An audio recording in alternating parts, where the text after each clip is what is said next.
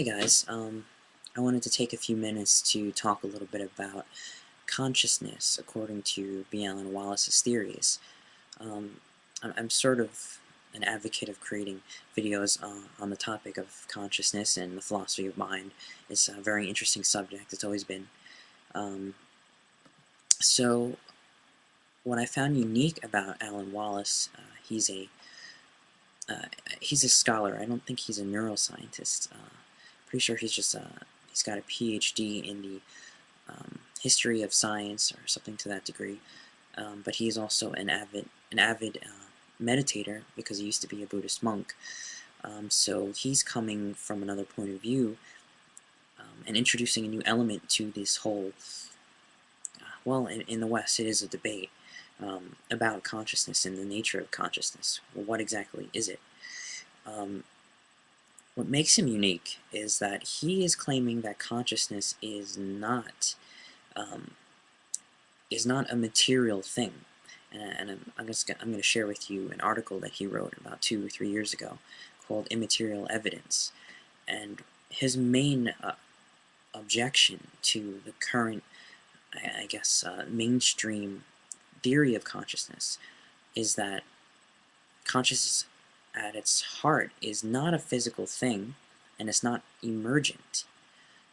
Consciousness is something that is immaterial, and trying to measure it with material biological mechanisms of understanding is going to always fall flat, and that's why we haven't been able to really find it yet, find or understand it yet. Um, this may sound very complex, so I think I'm understanding what he's saying. So I'm going to present to you a summarized version of it, and let me know what you think, and if there are any holes in it, or if I'm not being accurate. So the reason why he thinks consciousness is not biological, and let me start by defining consciousness a little bit better. Um, the experience, not even the experience, the experiencer, the seer, of the seeing, of thoughts, of the body. There's this awareness within us that is not anything in itself, but it has a lot of things. And this sort of bare awareness, this self-recognition, um, according to Wallace, is not something that developed through the brain. Now, the brain is here, how to put this? The brain is responsible for our experience as a human being.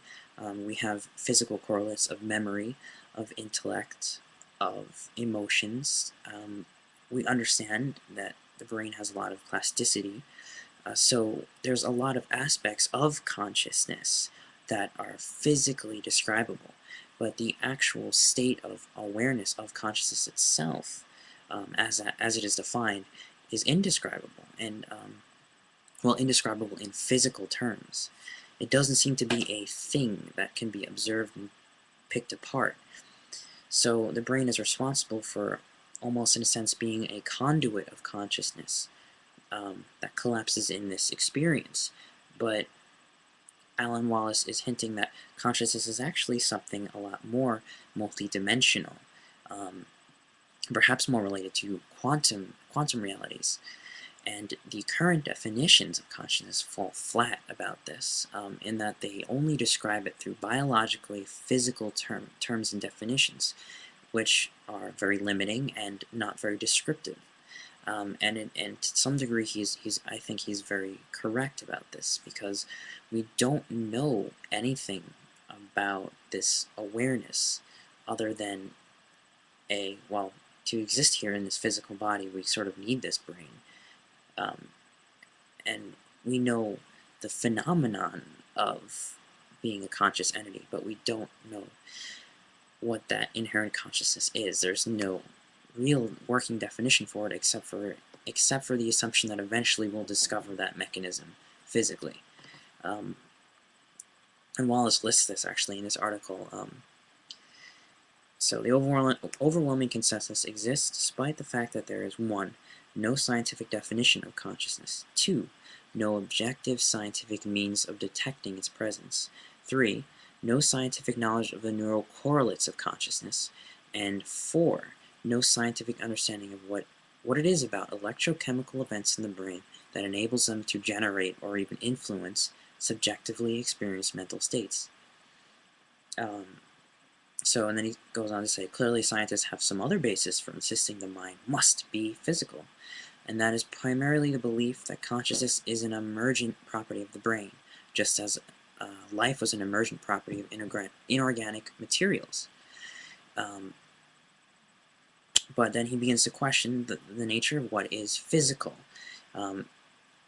We really don't have the same working definition of a physical thing anymore, as we have been learning in quantum physics. Any physical thing, is actually really a wave of potential and of information, a potential for one quantum state to actualize or another, and is constantly fluctuating. And there's a probability with this. This is all very much about quantum physics, and while we don't understand that completely yet, we don't have a working theory of everything just yet, we know that stuff, the physical stuff of reality, is quantum inherently. So Alan Wallace is suggesting that the mind sciences should update their theories on what consciousness could be by applying or suggesting that maybe it has something more to do with quantum states of reality rather than just bare physical level existence. And there is some evidence to support this.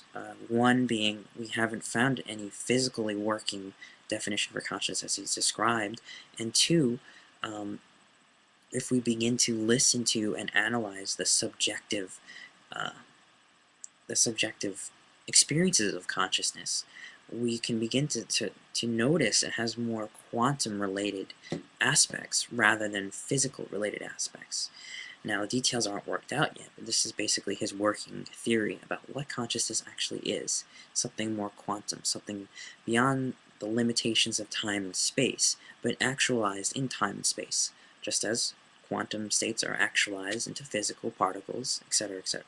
So, I think this is a very fascinating theory,